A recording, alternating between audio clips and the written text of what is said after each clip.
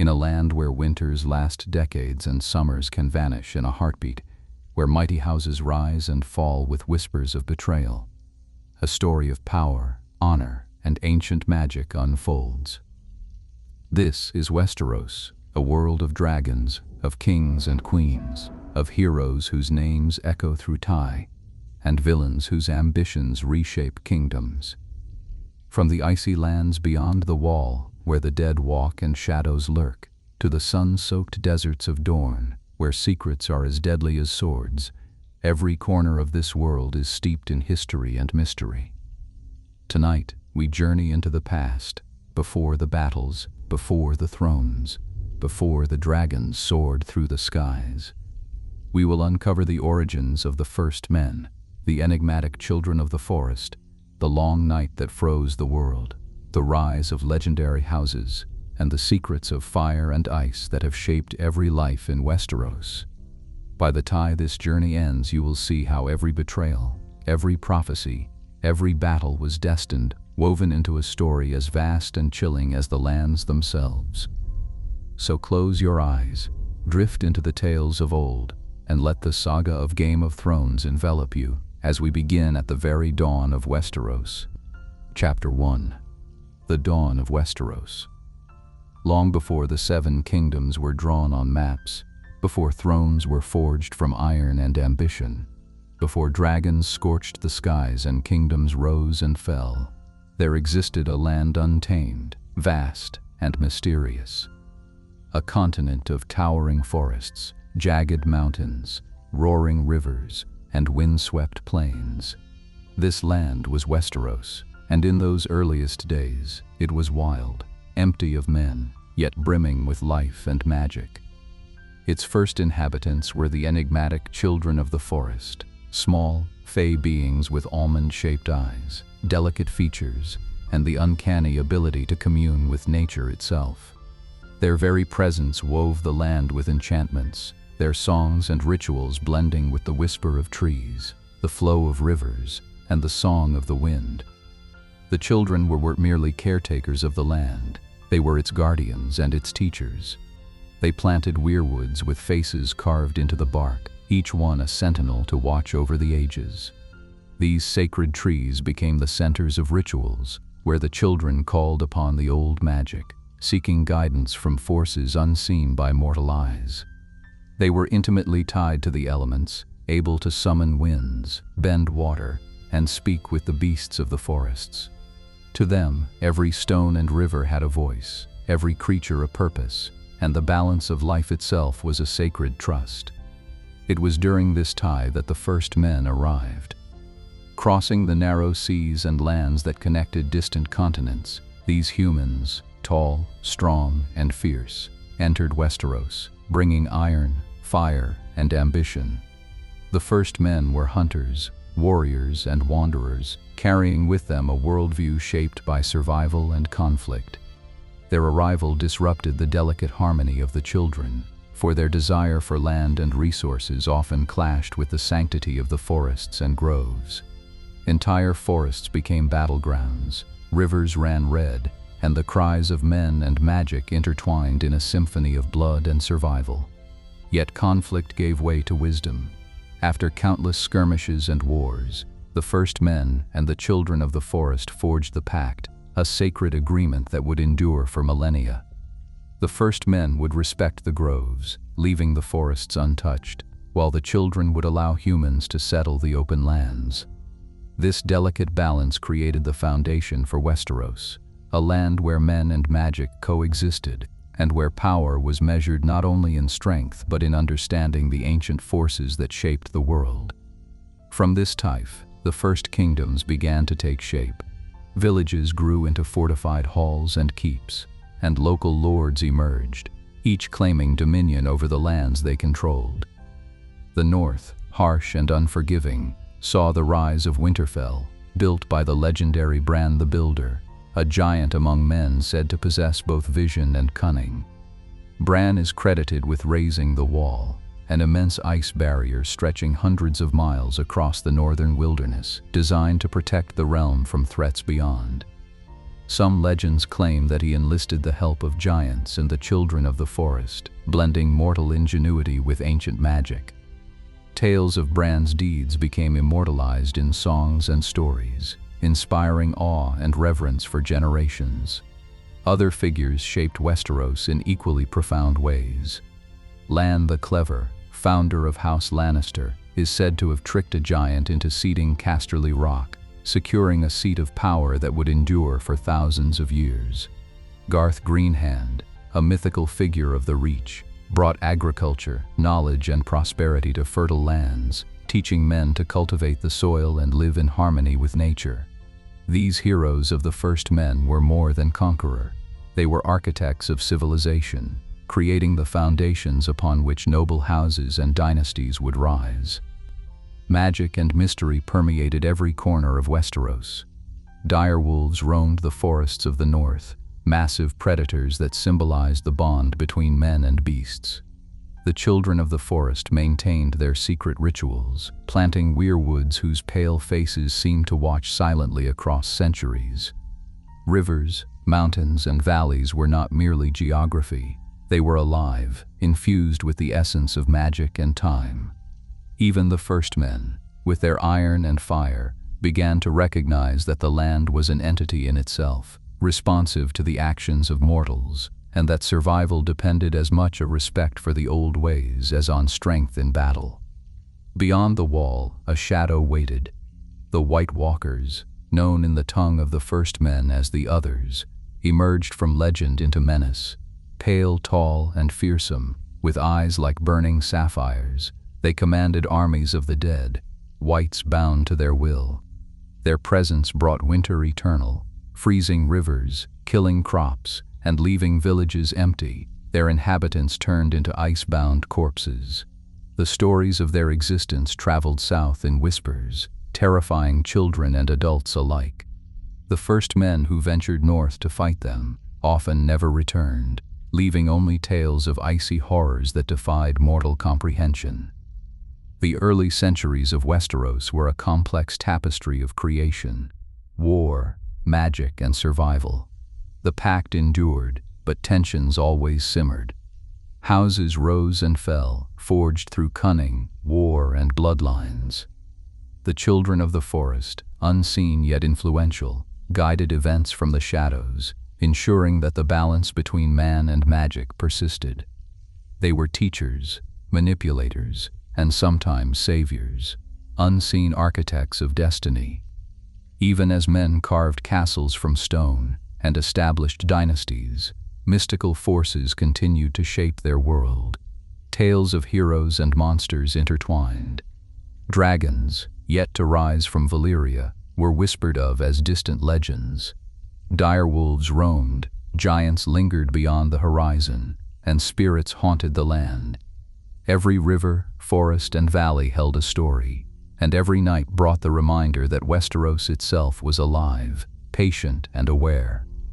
The wall stood as the sentinel against the north, a reminder of the boundaries between man and darkness. Its construction represented the collaboration of men, giants, and magic, and its existence echoed across generations as a symbol of vigilance. Beyond it, the Others waited, patient, eternal, unyielding. The dawn of Westeros was a single moment but an era, a sweeping age of creation, myth, and conflict. It was a time when men learned to wield iron and fire, when the children whispered secrets into the soil, and when the first echoes of a terrible darkness began to stir. These were the days that forged legends, and the stories of the first men, the children, the Others, and the heroes would echo for centuries, shaping every battle, betrayal, and throne yet to be claimed. Chapter 2: The Age of Heroes. After the dawn of Westeros, the land began to take shape under the hands of men and the guidance of the children of the forest. Centuries passed, and the first men, having settled across the continent, carved their kingdoms from the wilderness, forging halls, villages, and fortresses from stone and timber. It was a time of giants, magic, and legendary heroes, a period now remembered as the Age of Heroes. During this era, stories were just tales. They were the foundations of history, the myths that shaped culture, tradition, and the future of Westeros itself. Among these legendary figures, none was as revered as Bran the Builder. It is said that Bran was a man of enormous stature and unmatched cunning, whose vision and determination allowed him to achieve feats that ordinary men could not even imagine. He is credited with constructing Winterfell, the great stronghold of the North, a fortress that would become the heart of the Stark dynasty. Winterfell was more than a castle. It was a symbol of endurance, built with massive stones quarried from nearby hills, fortified walls to withstand siege, and a labyrinth of halls and passages that blended both practicality and the mystique of the North. Bran also raised the Wall, an immense ice barrier stretching hundreds of miles, designed to protect the realms of men from the darkness that lurked beyond. Legends claim that he did not accomplish these feats alone. Giants, towering and formidable, lent their strength, and the children of the forest infused magic into the ice, make the Wall a lasting sentinel against the horrors of the far north. But Bran was not the only hero to shape the world. In the west, Lan the Clever secured the rocky stronghold of Casterly Rock through a cunning that would echo for centuries. While others relied on brute force, Lan used wit, trickery, and negotiation to gain power, founding the house that would later wield immense wealth and influence over Westeros. In the fertile lands of the Reach, Garth Greenhand brought prosperity and knowledge. Known for teaching the first men to cultivate the land, he introduced agriculture, irrigation, and the sustainable use of forests. His green thumb earned him the respect of men and the admiration of later generations, who revered him as a figure who bridged survival and civilization. During this age, mystical creatures roamed freely across the continent. Dire wolves, immense and intelligent, roamed the forests of the north, companions to the first men and guardians of their territories. Giants, rare and formidable, continued to dwell beyond the mountains, sometimes clashing with men, sometimes aiding them in the building of great fortresses. Dragons, though distant in legend at this time, were whispered of across the seas, portents of a future that would bring fire and power unimaginable. The children of the forest, ever watchful, maintained their rituals, planting weirwoods with faces that silently observed the passage of centuries, ensuring that the old magic endured even as human civilization expanded. The Age of Heroes was also marked by early conflicts between houses and kingdoms. As settlements grew into fortified halls and clans into organized kingdoms, disputes over land, resources, and honor frequently escalated into war. While battles were brutal, they were also moments where legends were born. Heroes rose through courage, strategy, or sheer strength, their names etched into history through deeds both grand and terrifying. Some battles were fought to defend the sacred groves of the children, others to secure fertile valleys, and many were simply contests of pride and ambition. Rituals and culture flourished alongside warfare. The first men and the children of the forest developed ceremonies to honor the land, the seasons, and the old gods.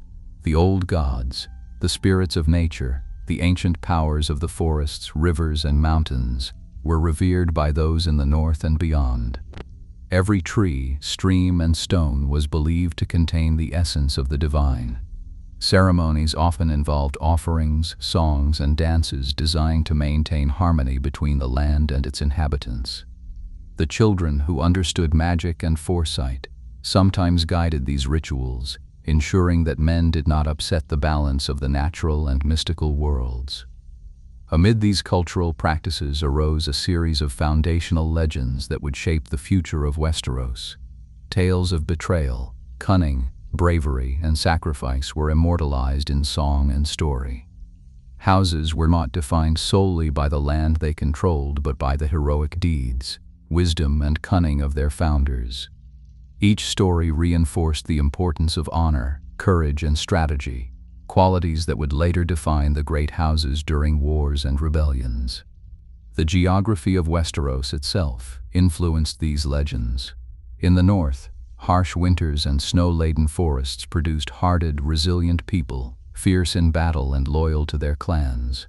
In the west, the rocky coasts and mountains fostered cunning and resourcefulness, while the fertile fields of the Reach encouraged prosperity and diplomacy. The riverlands, crisscrossed by rivers and valleys, became centers of trade, strategy, and conflict.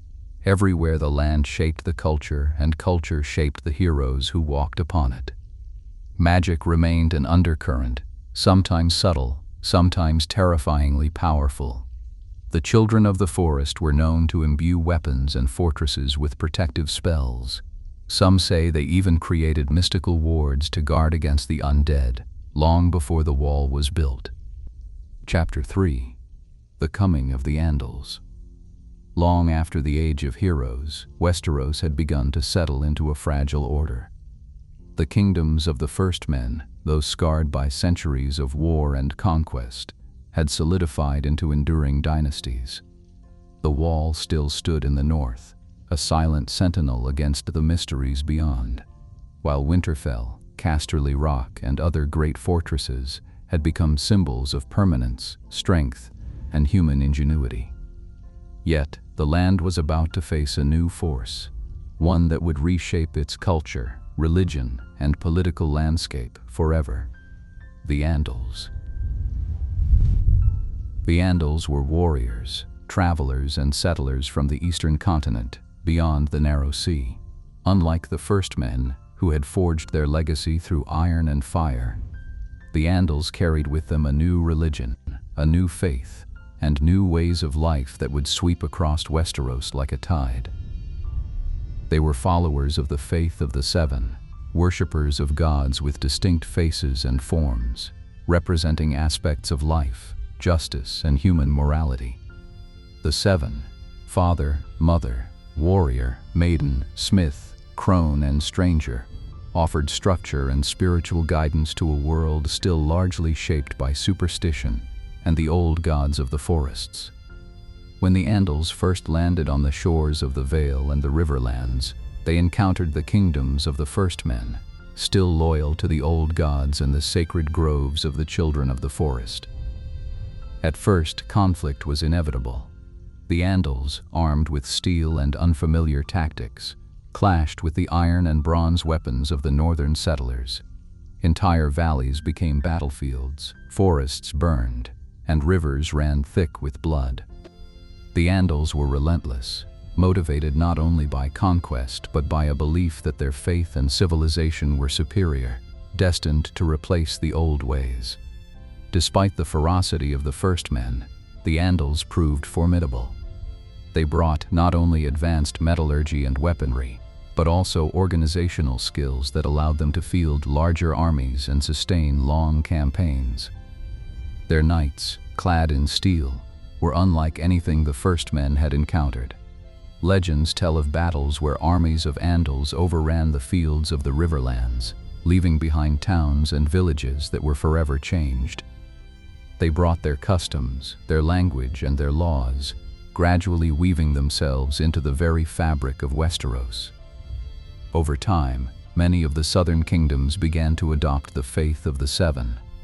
The old gods, while still revered in the north, lost their influence in the south. Groves and weirwoods fell into neglect or were destroyed, replaced by septs with carved faces and bells that rang in praise of the Seven. This religious transformation was not merely symbolic, it reshaped politics. Lords and kings who aligned with the faith gained legitimacy and favor, while those who resisted often found themselves isolated, vulnerable, or defeated. The Seven became a unifying structure, offering moral guidance, social cohesion, and a framework for justice that the diverse southern kingdoms had lacked. The Andals' arrival also reshaped noble lineages. Houses that resisted the invaders were destroyed or driven into obscurity. Houses that allied with them, either through marriage, fealty, or diplomacy, rose to prominence. Many of the great southern houses known in later eras trace their lineage and legitimacy to this period of Andal influence. The Lannisters, the Tyrells, and the Florents, among others, either reinforced their power or cemented their standing through these alliances. By the time the Andals had firmly established themselves, the map of Westeros had changed irrevocably. Yet, in the north, the old gods endured. The Starks, true heirs of the First Men, maintained their loyalty to the sacred groves and the teachings of the Children of the Forest. Here, in the frozen forests and snow-laden hills, the pact remained strong, and the ancient magic of the weirwoods persisted. The children continued their secretive guidance, whispering to the trees and influencing events in ways unseen. The North became a bastion of the old ways, a land where the faith of the Seven held little sway, and the stories of the First Men remained alive. The cultural impact of the Andals went beyond religion. They introduced new forms of architecture, law, and social organization. Castles were redesigned, septs were built, and new codes of conduct were established, particularly among knights and nobles. Their language, customs, and heraldry became dominant in the south, influencing how houses identified themselves and interacted with each other. The arrival of the Andals marked the transition from a world dominated by individual heroism and magic to one structured around feudal hierarchies, oaths, and dynastic politics.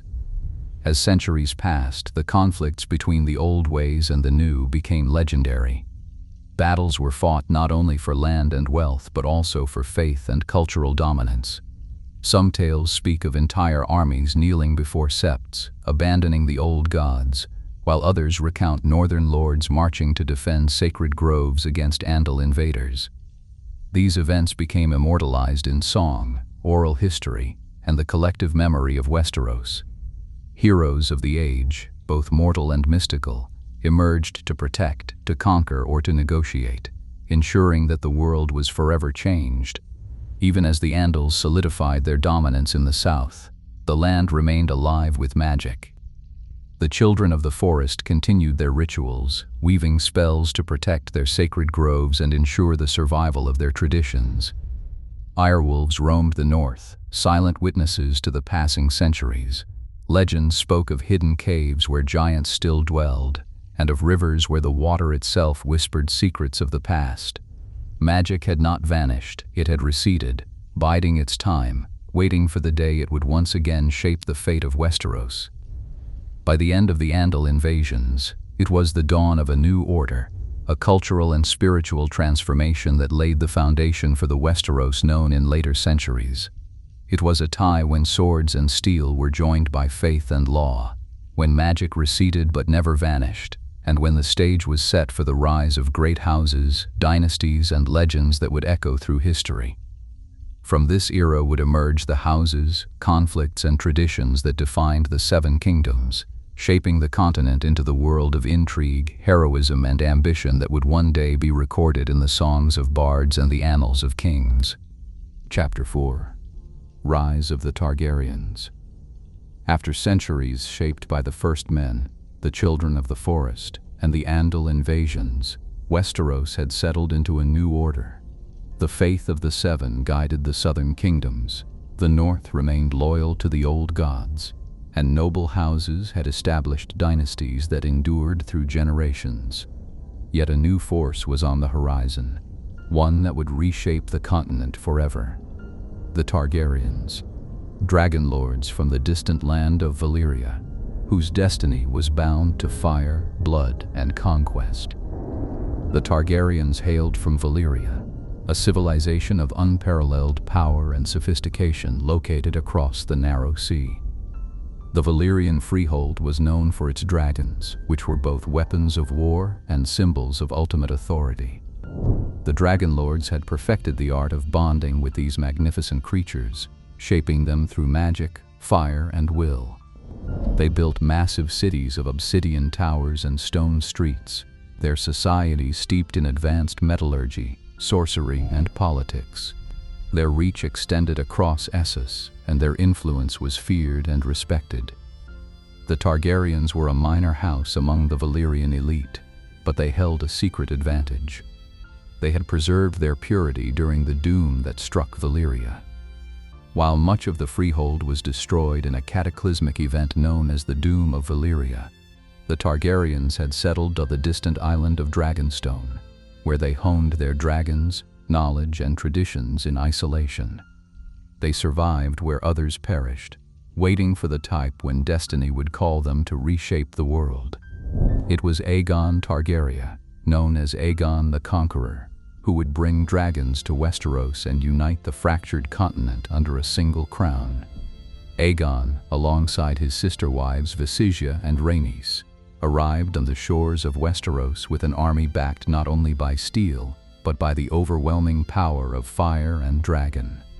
They landed at the mouth of the Blackwater, establishing a base on Dragonstone, and began to campaign across the Seven Kingdoms, which at that time were loosely held by independent kings and lords. The conquest was both brilliant and terrifying. Dragons flew over castles and fields, their fire turning stone and timber alike into ash.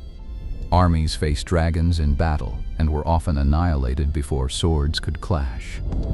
Yet Aegon's conquest was not merely brute force, it was also political acumen.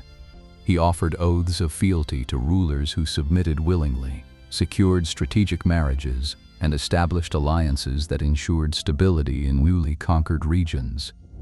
His vision was clear: a united Westeros, ruled from a single capital, under one crown, with dragons as both sword and symbol of authority.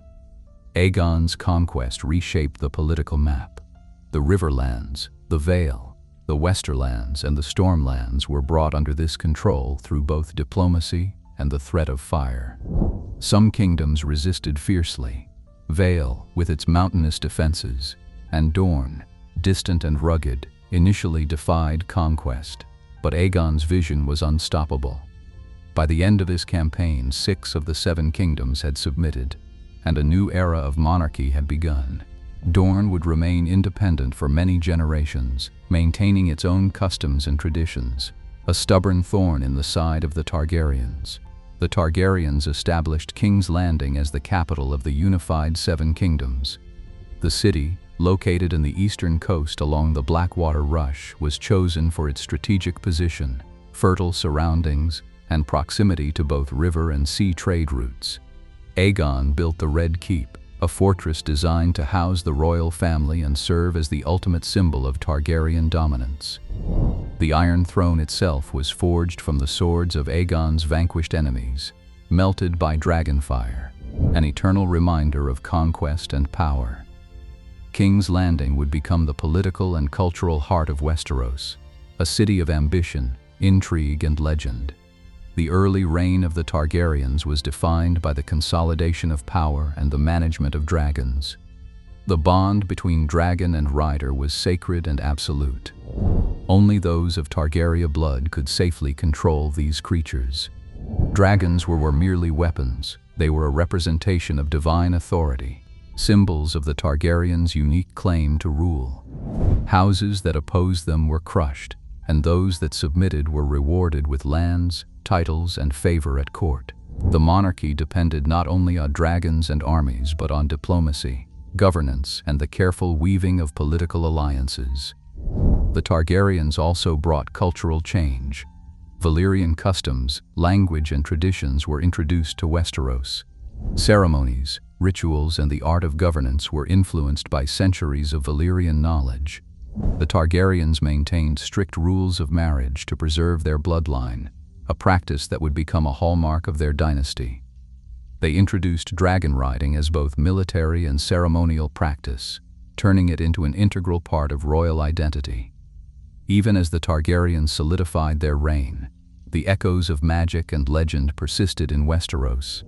The old gods in the north remained revered, the children of the forest continued their secretive influence, and whispers of dragons beyond the seas reminded men that power was not merely mortal.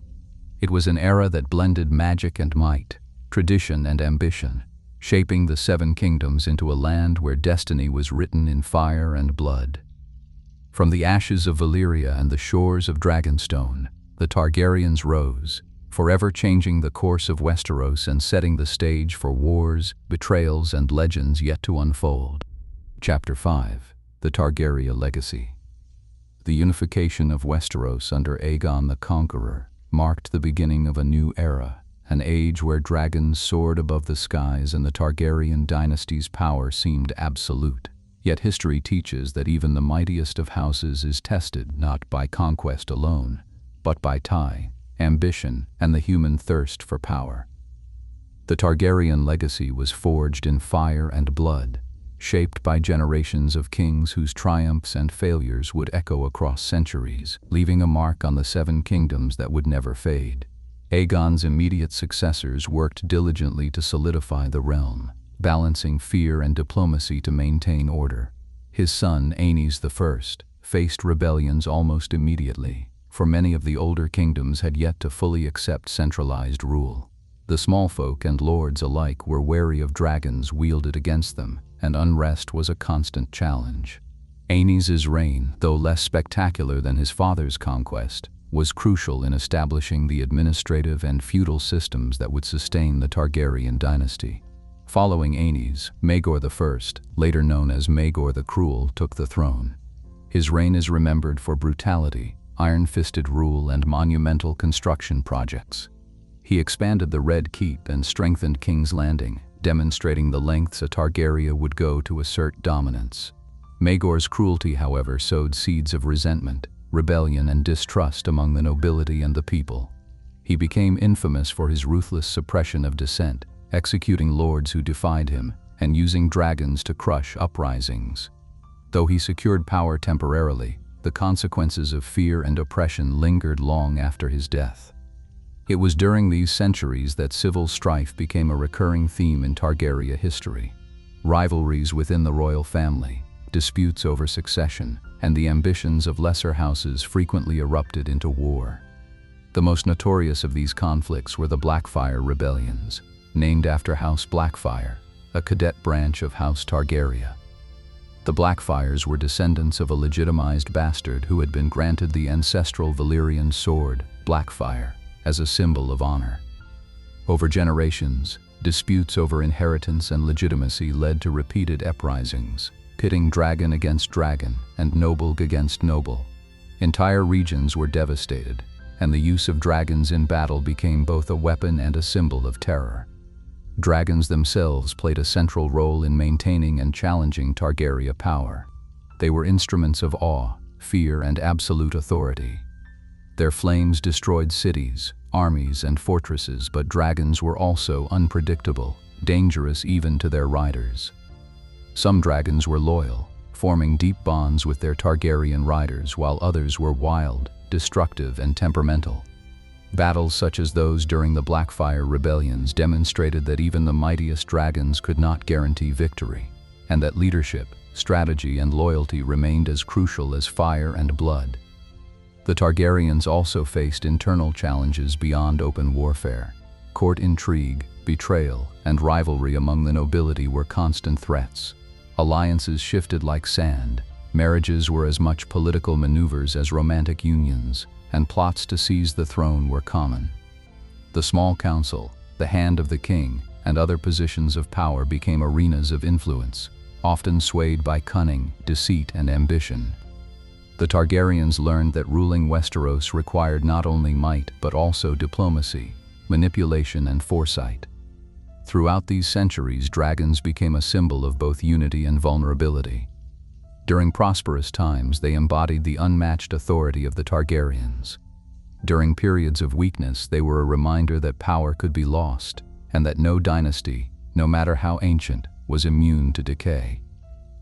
As dragons dwindled in number, through war, mismanagement, or natural death, Targaryens' absolute power gradually eroded.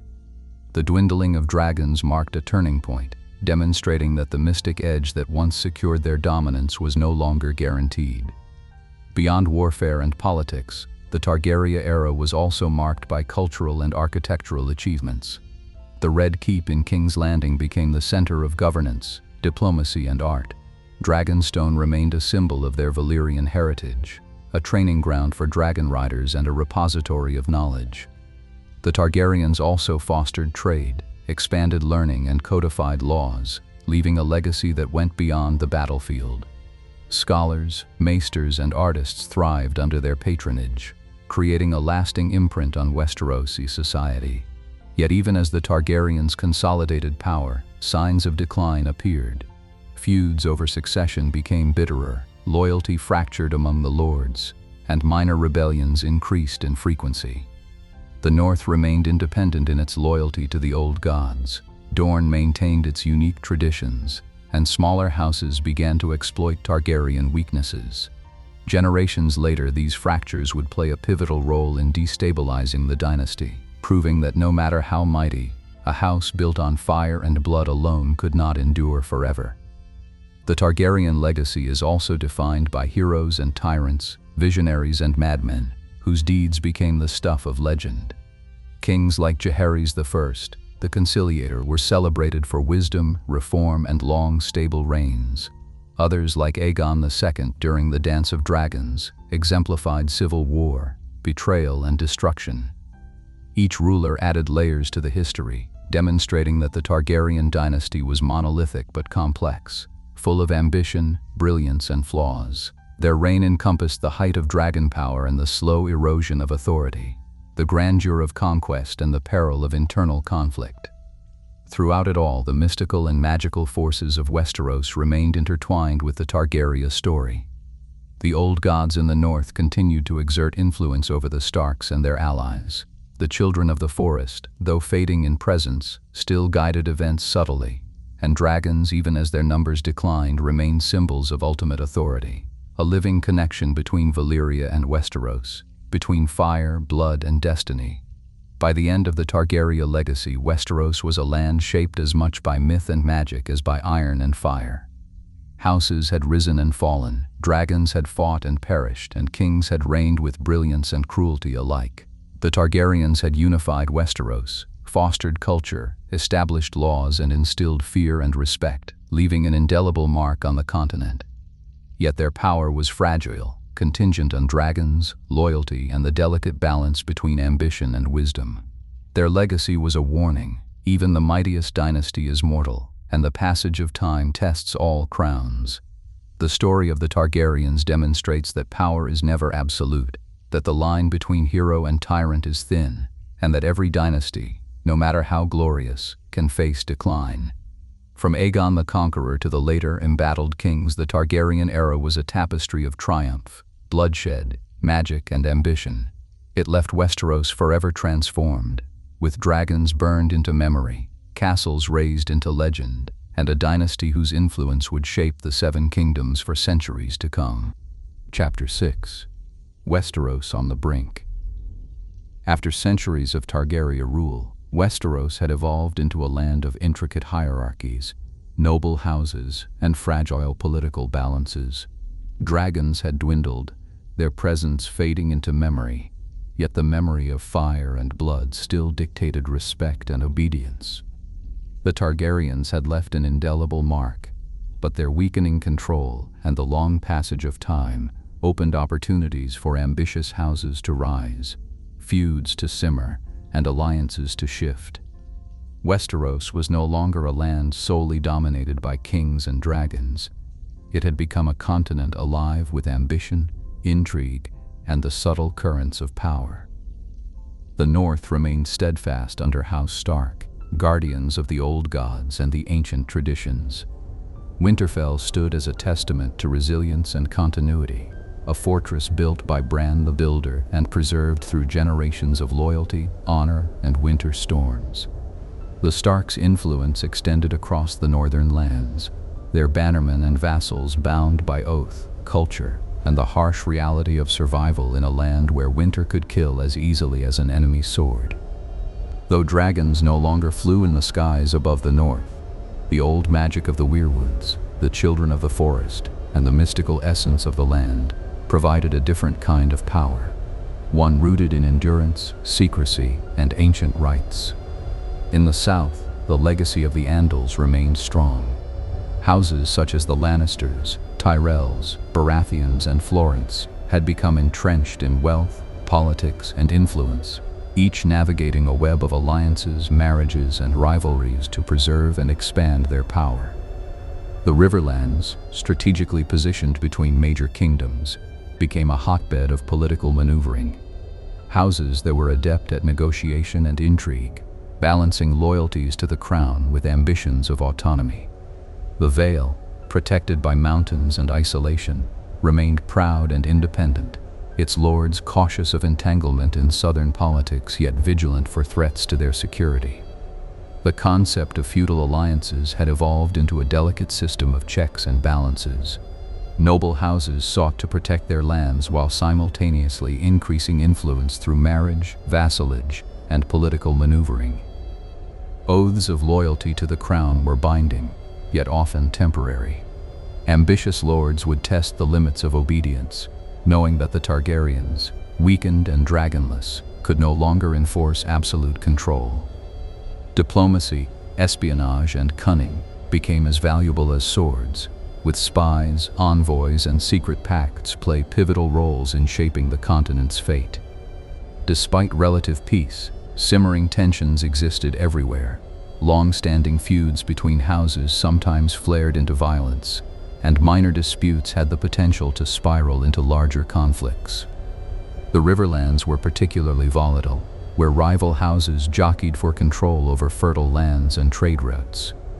Even in the Westerlands, Lannister ambitions simmered beneath the surface, guided by cunning and the lure of wealth from mines and commerce. The Stormlands, rugged and tempestuous, bred lords of courage and pride, willing to challenge neighbors and occasionally the crown itself to maintain honor and influence. The political map of Westeros was further complicated by cultural and regional differences. The North, isolated and hardened, valued honor, loyalty, and survival. The South, steeped in Andal tradition, emphasized ceremony, law, and feudal hierarchy. The Riverlands thrived on strategic alliances, trade, and diplomacy, while Dorne, still partially independent and stubbornly resistant to conquest, maintained unique customs, hot climates, and a fierce reputation for martial skill. The Iron Islands, ruled by the Reavers of House Greyjoy, adhered to their own code, the Old Way, which prized seafaring, raiding, and strength above all else. Each region's identity shaped its politics, alliances, and conflicts, ensuring that Westeros was a land of diversity, rivalry, and complexity. Amid these shifting dynamics, the Targaryen throne, though symbolically absolute, was increasingly vulnerable. Kings were often distant, their authority challenged by ambitious lords and political opportunists. Counselors, maesters, and court officials wielded influence, sometimes subtly undermining royal decrees or reshaping decisions to favor regional powers. The absence of dragons meant the monarchy could no longer impose obedience through fear alone, relying instead on diplomacy, oaths, and the fragile loyalty of nobles whose ambitions often exceeded their allegiance. It was in this environment that new alliances were formed and old rivalries rekindled. Marriages between houses were carefully orchestrated to secure borders, influence, and trade. Secret pacts ensured military support in case of rebellion or invasion. Hostilities between houses could smolder for decades, with minor incidents reigniting ancient grudges. Political intrigue became a way of life, shaping decisions, marriages, wars, and betrayals. Kings and queens had to navigate this labyrinth of alliances with skill and caution, knowing that a single misstep could trigger rebellion, assassination, or civil war. While the southern kingdoms focused on court politics, the North and the Wall maintained vigilance against threats beyond the realm. The Night's Watch, stationed along the Wall, continued its eternal duty, guarding against the mysteries and dangers of the far north. Wildlings, giants, and remnants of the old magical world persisted beyond the Wall, and the legends of the White Walkers, though considered myth by some, remained a source of unease and caution. This northern vigilance was a reminder that Westeros was not only shaped by human ambition and politics, but also by forces ancient, mystical, and potentially catastrophic. During this era, several major houses rose to prominence, shaping the future political landscape. House Stark of Winterfell maintained its northern dominance.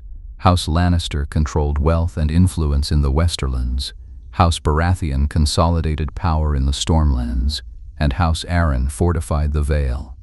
House Tyrell, masters of the Reach, became known for both wealth and diplomacy, while the Martells of Dorne preserved their independence and unique traditions. Each house, while managing its own affairs, had to carefully navigate relationships with neighbors and careful observation, a fine when the continent's stability depended as much on cunning as on courage. Ultimately, Westeros on the Brink was a continent of potential and peril. Noble houses maneuvered for advantage, kings ruled with fragile authority, and unseen forces, both magical and historical, lurked beyond the horizon. The world was ready for upheaval, ready for wars, betrayals, and the rise of new powers. From the ashes of centuries of rule and tradition, the Seven Kingdoms were poised to enter an era defined by ambition, intrigue, and the eternal struggle for power, a struggle that would come to define every heartbeat of Westeros for generations to come. Chapter 7. The War of the Five Kings. By the time the Targaryen dynasty had waned in strength, Westeros was a continent teeter on the edge of rebellion and chaos. The dragons were gone, the monarchy weakened, and noble houses had grown ambitious, wary of their king's faltering authority. In this volatile environment, a spark ignited that would engulf the Seven Kingdoms in war, forever altering the course of history. This spark was Robert's Rebellion, a conflict born from honor, vengeance, and ambition, setting the stage for what would later be known as the War of the Five Kings. The rebellion was triggered by the actions of a mad king, Aerys II, known to history as the Mad King. His cruelty, paranoia, and obsession with fire and blood created fear throughout the realm. His most infamous act was the attempted assassination of Lyanna Stark, a noblewoman of unmatched beauty and virtue, whose alleged abduction by Prince Rhaegar Targaryen, though later clouded in mystery, sparked outrage. The Starks, Baratheons, and allies across Westeros viewed this as a profound insult and violation, demanding vengeance and the restoration of honor. Eddard Stark, Lord of Winterfell, emerged as a central figure in the rebellion. A man of unyielding honor and duty, Ned was thrust into the role of protector and strategist, his loyalty to family and justice driving him to join Robert Baratheon in the fight against the Mad King. The bond between Ned and Robert was forged not only in shared grievances but in the shared vision of a Westeros freed from tyranny, a land where justice and honor could prevail over madness and cruelty. The rebellion quickly gained momentum. House Baratheon, Robert at its head, rallied allies from across the continent. Houses loyal to the Starks, Arryns, and other noble families answered the call, swelling the rebel forces with warriors from the north, the Stormlands, and the Riverlands. The early campaigns focused on strategic strongholds and key castles, seeking to weaken the Mad King's grip and destabilize the Targaryen hold on the Seven Kingdoms. Battles during this era were monumental in both scale and consequence. The Battle of the Trident became legendary, where Robert Baratheon confronted Prince Rhaegar Targaryen. The clash of armies, swords, and wills culminated in Robert striking down Rhaegar, a pivotal moment that shifted the balance of power irreversibly. Dragons, though once instruments of dominance, were no longer present, leaving steel, strategy, and human courage to decide the fate of Westeros. The rebellion, once a gathering of grievances, transformed into a full-scale civil war, with castles besieged, villages razed, and noble houses either aligning or falling. Throughout this conflict, Jon Arryn, the Lord of the Vale, played a crucial role. His strategic mind and alliances with northern and southern houses ensured that key victories were won, supply lines maintained, and the rebel coalition remained cohesive. His death, years later, would spark further intrigue and set the stage for future conflicts. But during the rebellion, his influence helped shape the initial successes that eventually toppled the Targaryen dynasty. The fall of King's Landing marked the climax of the rebellion. With the help of Tywin Lannister's forces and the treacherous betrayal of allies within the city, Robert Baratheon claimed the throne. Aerys II, the Mad King, met his end at the hands of Jaime Lannister, the Kingslayer, whose actions were as controversial as they were decisive. The once unassailable Targaryen reign had fallen, replaced by a new dynasty under Robert Baratheon. The Iron Throne, forged from swords and fire, now belonged to a man whose claim was as much about honor as ambition. However, victory did not bring immediate peace. The new Baratheon rule faced challenges from lingering Targaryen loyalists, ambitious houses, and unresolved feuds. The North, South, and Riverlands remained tense, and the scars of war, both political and personal, lingered. The instability created a power vacuum, one that ambitious nobles were eager to exploit, ensuring that Westeros would remain a continent of intrigue and peril.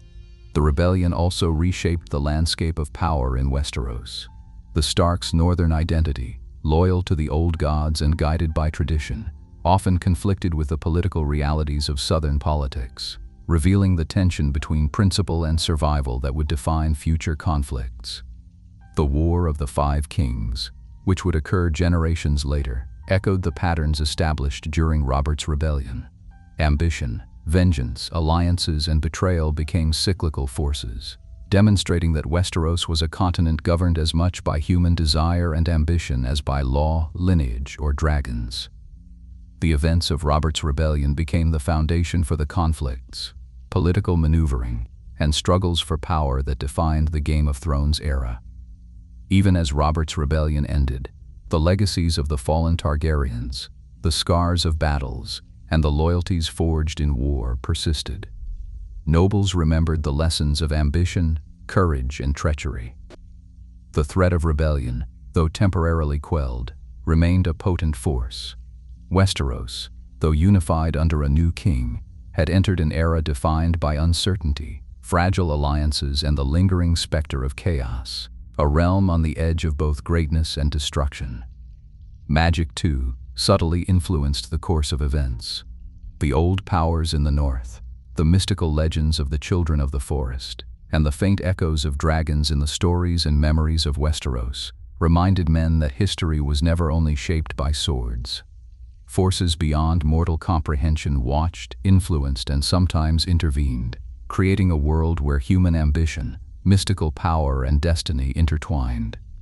The War of the Five Kings and Robert's Rebellion exemplified the complexity of Westeros, a land where honor clashed with ambition, courage intersected with treachery, and destiny was forged in blood. It was a period that revealed the vulnerabilities of kings, the power of united houses, and the inevitability of conflict in a continent defined by lineage, legacy, and ambition. As Westeros emerged from the ashes of rebellion, it stood united in name but fractured in reality. The Iron Throne, now occupied by Robert Baratheon, symbolized authority, but could not enforce absolute loyalty. The noble houses, the Starks in the north, the Lannisters in the west, and others across the continent, were forever shaped by the rebellion's lessons, their ambitions tempered by history yet always seeking the next opportunity for power. Thus, Robert's rebellion marked not only the fall of a dynasty but the beginning of a new chapter of intrigue, ambition, and conflict, a prelude to the chaos and wars that would dominate Westeros for generations. The stage was set for a continent where honor, ambition, and the thirst for power would collide in an endless struggle. The very heart of the Game of Thrones. Chapter 8. The North and the Wall. The north of Westeros has always been a land apart, a vast, frozen expanse where survival is as vital as honor, and where the old ways endure beyond the reach of southern kings and courtiers. It is a land of harsh winters, dense forests, snow-capped mountains, and icy rivers. Here, the Starks reign from Winterfell, guardians of the north and stewards of the old gods. Yet even their ancient halls are but a barrier against the greater mysteries that lie beyond the wall, a colossal structure of ice and magic, built to protect the realm from threats older than man himself. The wall is the North's greatest sentinel, erected in the Age of Heroes. It stretches hundreds of miles across the continent, a towering fortification of enchanted ice and stone. Its construction, credited to Bran the Builder, was aided by the Children of the Forest, whose magic imbued the wall with powers to guard against unnatural forces. Standing at over 700 feet high, the wall is both a physical and symbolic boundary, separating the known world from the untamed lands beyond, guarding humanity from horrors that cannot be fought with sword and shield alone. Charged with defending the wall is the Night's Watch, an ancient brotherhood sworn to serve for life, forsaking family, titles, and lands. Brothers of the Night's Watch come from every corner of Westeros, united in purpose yet often divided by background, rank, and motive. Their vows bind them to guard against threats beyond the wall, maintaining the fragile barrier between civilization and the unknown. The Watch is a place of honor and exile alike, where men learn that courage and loyalty are as critical as combat skill, and where leadership must be earned through merit and sacrifice. Beyond the wall lies the wild, untamed lands of the Free Folk, known to Southerners as wildlings. They are a hardened, independent people, shaped by survival in a land where the cold itself is an adversary. Clans, tribes, and families roam the forests, hills, and frozen plains, free from feudal lords yet bound by their own codes of honor and leadership. Though often seen as barbaric by the southern kingdoms, the wildlings are deeply resourceful, skilled hunters and warriors, and intimately connected to the mystical forces of the North. Their existence, though separate from the Seven Kingdoms, is intertwined with the fate of the Wall and the men who guard it. The true danger of the far North, however, lies in legends older than any living king, the White Walkers, or the Others. Their origins trace back to the earliest days of Westeros, where the children of the forest, desperate to protect their lands from the first men, created these beings using powerful and forbidden magic. The White Walkers were not merely monsters, they were supernatural entities capable of raising the dead, controlling the cold itself, and inspiring terror across the frozen lands. Over centuries, their presence became myth, a whispered warning by firesides, yet the threat they posed never diminished. Encounters with the Others, though rare, were catastrophic. Villages beyond the wall were destroyed, entire clans vanished, and the Night's Watch often found themselves facing horrors that defied natural law. Legends tell of battles where brothers of the Watch fought in the dead of night against creatures with icy blue eyes, impervious to steel and immune to fire. Dire wolves and mystical creatures sometimes aided the living, but the White Walkers' magic was formidable, a reminder that some forces in Westeros were beyond mortal control. The history of the North and the Wall is also intertwined with tales of heroism, sacrifice, and loyalty. Legendary figures, from Brandon Stark to later lords, led men into battle against supernatural and mortal foes alike. Stories speak of nights when the wall was defended against armies of ice and death, when small groups of brothers held the line against insurmountable odds, and when the bond between men and the mystical forces of the North shaped events that would resonate for centuries. The wall itself is more than ice. It is a testament to human endurance, mystical power, and the constant vigilance required to safeguard civilization. Even as the Watch guarded the wall, the North was not free from internal intrigue. Noble houses navigated alliances, feuds, and marriages, ensuring their survival in a land where honor and strength dictated power. The Starks' leadership remained crucial, but neighboring houses, Karstarks, Umber, Mormont, and others, often acted independently, balancing loyalty to Winterfell with the survival of their own clans. The North's culture was rooted in the old gods, and rituals, weirwoods, and sacred groves played as much a role in political life as military might. The Wall also became a point of contact and conflict between the Seven Kingdoms and the Free Folk. While Southern lords often viewed the North and its guardians as distant and austere, the realities of the Wall, the wild lands beyond, and the threat of supernatural forces demanded respect. Patrolling the Wall, negotiating truces with wildling leaders, and preparing for incursions became an enduring aspect of northern life. Stories of heroism and betrayal alike were born here, shaping the legends that would inform Westeros's collective memory for generations. Magic, while fading in much of Westeros, remained strong in the North. The children of the forest continued their secretive influence, and the weirwoods, ancient and silent, retained the memories of past generations. Green seers, rare and mysterious, could perceive events across time and space, subtly guiding the living and reminding all who dwelled in the north that the natural and supernatural worlds were intertwined. In this way, the north preserved a connection to a past that the rest of Westeros had largely forgotten. The north and the wall, therefore, represent the intersection of survival, honor, and the supernatural. The Night's Watch stands as humanity's first line of defense against both known and unknown threats. The free folk embody freedom, resilience, and the enduring struggle to live outside imposed hierarchies. The White Walkers serve as a chilling reminder that history, legend, and magic are not mere stories. They are forces that can shape reality. Together, they create a landscape where courage, wisdom, and vigilance are tested daily, and where the fate of Westeros often hangs on the decisions of a few steadfast individuals. As the Seven Kingdoms prospered and struggled elsewhere, the North and the Wall remained a constant, a bastion against the unknown, a repository of ancient magic, and a crucible of human resilience. The lessons learned here, of vigilance, sacrifice, and unity, would later prove critical in the wars to come, reminding all of Westeros that no kingdom, no army, and no throne could ever fully ignore the mysteries lurking in the frozen lands beyond the Wall. In the end, the North and the Wall embody the delicate balance between human ambition and the ancient forces of the world. They are reminders that some threats cannot be conquered by kings, armies, or politics alone. Survival demands courage, wisdom, and respect for forces beyond comprehension. And in this balance, the legends of the North endure, shaping the destiny of Westeros and laying the foundation for the conflicts, alliances, and heroic deeds that would define the Game of Thrones. Chapter 9. The Rise of Dragons and Magic. For centuries, the Targaryens had ruled Westeros with dragons, fear, and fire, a legacy that seemed unassailable.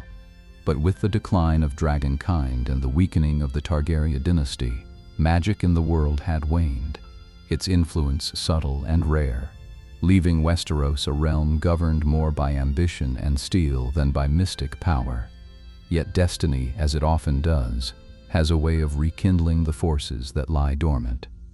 The rise of dragons and the return of magic marked a new era, one where fire, prophecy, and mystical power would once again shape the fate of Westeros. At the heart of this resurgence was Daenerys Targaryen, the last surviving member of the once mighty Targaryen line, exiled and far from the lands of her ancestors. Born amidst the chaos following Robert's rebellion, her early life was shaped by survival, exile, and whispers of the glory and horror of her family's legacy. From the distant city of Pento to the deserts of the Dothraki Sea, Daenerys grew not only in resilience but in understanding the legacy she carried, a bloodline intertwined with dragons, destiny, and fire. The defining moment of her rise, and indeed the rebirth of dragons in the world, occurred on the funeral pyre of her husband Khal Drogo. In a spectacle that blurred the line between miracle and magic, Daenerys emerged unscathed from flames, cradled 3 newly hatched dragons. These dragons, gifts of destiny and the last echoes of Valyrian magic, were more than creatures.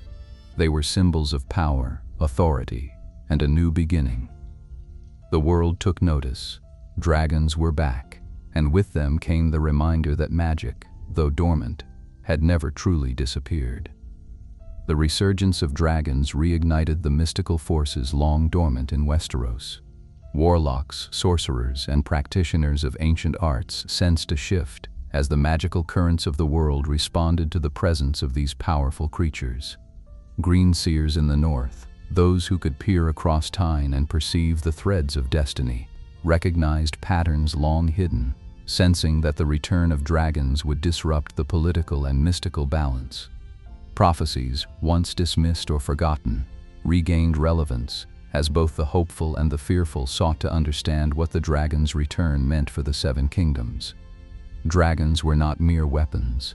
They were catalysts for change. Their very presence altered the political landscape, influencing alliances, wars, and the ambitions of kings and lords. Houses across Westeros and Essos, aware of the destructive and awe-inspiring power of dragons, adjusted their strategies accordingly. Diplomacy became entangled with fear, and negotiations were often shaped by the implicit threat of dragonfire. For Daenerys, the dragons were both guardians and instruments of authority, each linked to her destiny and the ancient claim of the Targaryen bloodline. Magic also returned in subtler ways, beyond the roar of dragonfire. Red priests and priestesses, particularly followers of R'hllor, found their powers strengthened, capable of resurrection, foresight, and fire-based miracles. Melisandre, a priestess of the Lord of Light, recognized in Daenerys and her dragons a divine instrument, intertwining mortal ambition with the designs of higher powers. In the north, green seers like Bran Stark continued to deepen their understanding of past, present, and future, weaving knowledge from the weirwoods into actionable foresight, subtly guiding the events of Westeros. The impact of this magical resurgence to the political landscape was profound. Kingdoms that had long relied on conventional armies and fortifications now faced threats that could annihilate their defenses in moments. The Lannisters, Starks, and Baratheons, though masters of strategy, could not fully predict or control the influence of dragons and prophecy on human affairs. Even the Iron Throne, symbol of ultimate authority, became less a guarantee of obedience and more a focal point for those seeking to manipulate, ally with, or challenge magical power. In addition to dragons and mystical practitioners, the re-emergence of magic awakened old forces. The Night King and the White Walkers, long dormant, became active once more, their return threatening to challenge both the living and the very fabric of reality. The North, long vigilant against supernatural threats, became a center of action and preparation, as the Night's Watch, wildlings, and northern lords sought to understand and counter these mystical dangers. This interplay of dragons, magic, and supernatural forces highlighted a truth that the history of Westeros had always whispered. Power is multifaceted, and survival requires mastery not only of armies and alliances, but also of forces beyond human comprehension. Prophecy became a driving force in the era. The prince that was promised, a figure foretold to rise amidst fire and blood, became central to the beliefs of both those who followed R'hllor and those who watched the signs of the old gods. Interpretations varied, but the convergence of dragons, war, and the growing mystical presence suggested that destiny, long hidden in shadow, was awakening. Leaders, both noble and common, found themselves guided by fear, faith, and the inexorable pull of prophecy, shaping choices that would reverberate across generations. Daenerys' rise, empowered by dragons and her growing command of magic, demonstrated how mythical power could influence mortal politics. Her conquests across Slaver's Bay, the liberation of cities, and the ability to inspire loyalty through awe and charisma illustrated the intersection of legend and reality. Dragons, symbols of fear and hope alike, reshaped alliances and emboldened followers, proving that the presence of magic can tip the scales in ways that human ingenuity alone cannot achieve. As Westeros braced for change, dragons and magic reminded all that history is cyclical. Chapter 10. Westeros on the Edge of Chaos. By the time the Seven Kingdoms teetered on the eve of the events chronicled in Game of Thrones, Westeros was a land both familiar and transformed. The centuries of conquest, rebellion, and dynastic struggle had left deep scars on its people and their rulers. Noble houses had risen and fallen. Dragons had returned only to burn in glory and tragedy, and magic, once forgotten, had reasserted its influence over destiny and politics. The realm stood at a precarious intersection of ambition, loyalty, and fear, where every choice could tip the balance toward order or catastrophe. In the north, the Stark family endured as the embodiment of resilience, honor, and tradition. Winterfell remained a bastion of the old gods, its people steeped in ancient rites and enduring the harshness of the northern climate. Eddard Stark, recently returned from the wars that ended Robert's rebellion, bore the weight of honor and responsibility. His decisions, rooted in principle rather than pragmatism, would define his house's legacy. His children, Robb, Sansa, Arya, Bran, and Rickon, each represented a different aspect of northern strength, curiosity, or defiance, their paths shaped by the turbulent political climate and the resurgence of magic in the world. The North, though loyal and formidable, faced threats not only from human ambition but also from forces beyond comprehension. The South was no less tumultuous. House Lannister, with its immense wealth and cunning, navigated the treacherous waters of court politics with strategic precision. Tywin Lannister had consolidated power after years of subtle manipulation, marrying influence with intimidation. His children, Jaime, Cersei, and Tyrion, each embodied different facets of the family's legacy: martial prowess, political ambition, and intellectual acumen, respectively. The Lannisters' influence stretched across the Westerlands and into King's Landing itself, their ambitions intertwined with the Baratheon crown, creating a delicate tension that would erupt into intrigue and conflict. Across the narrow sea, the Targaryen legacy flickered like a dying flame, poised to reignite in the hands of Daenerys. She had risen from exile, forged alliances, and commanded dragons, yet her claim to Westeros was not universally acknowledged. The memory of her family's cruelty, combined with the unpredictability of dragons, made her presence both a beacon of hope and a threat to established power. Her rise exemplified the return of magic to Westeros, reminding every lord that history, prophecy, and destiny were still forces to be reckoned with in the struggle for the Iron Throne. Amid these competing forces, the Night King and the White Walkers re-emerged as existential threats. The legends of the North had never truly faded. The children of the forest, the magic of the weirwoods, and the ancient powers that shaped the Wall had always hinted at a danger far greater than any political dispute. The Night King, a supernatural embodiment of death and winter, gathered an unstoppable army of the dead, reminding Westeros that ambition and power were ultimately meaningless in the face of mortality and fate. The Wall, the Night's Watch, and even the Northern Lords were challenged to unite against a common enemy, a test of courage, wisdom, and the bonds that tied humanity together. Meanwhile, political tensions escalated in King's Landing. Robert Baratheon, now king, struggled to maintain order in a realm rife with intrigue, ambition, and subtle betrayal. His court was a web of alliances and secret agendas, each noble maneuvering for advantage. The fragile peace established after Robert's rebellion was tenuous at best. Tensions simmered between the crown and ambitious houses, as old grievances resurfaced and rivalries flared. Every council meeting, marriage negotiation, and edict was a potential spark for conflict, reflecting the delicate balance that defined Westeros at the brink of chaos. The role of magic in these conflicts was as pivotal as ever. Dragons, red priests, warlocks, and green seers shaped events from behind the scenes, influencing choices, outcomes, and the course of history. Fire and ice, old gods and new, prophecy and human ambition intersected in unpredictable ways. The return of mystical forces challenged the perception of power in Westeros. No longer could steel, wealth, or heritage alone secure dominance. The balance of magic, prophecy, and mortal action now defined survival. The complex web of alliances and rivalries meant that loyalty was fragile. The Starks' honor often clashed with Southern pragmatism. The Lannisters' ambition was tempered by necessity and threat, and the Targaryen claim loomed as both promise and peril. Everywhere, decisions carried weight beyond immediate consequence. A single misstep, a misplaced word, a betrayal, or a broken oath could ignite war, topple dynasties, or unleash supernatural forces long forgotten. In this volatile environment, Westeros became a continent where courage, cunning, and foresight were essential, and where heroes and villains often emerged from the same house. The final conflicts leading to the main series timeline were shaped by a convergence of these forces. The political maneuverings in King's Landing, the strategic challenges faced by the northern houses, and the mystical resurgence of dragons and magic combined to create an unprecedented climate of uncertainty.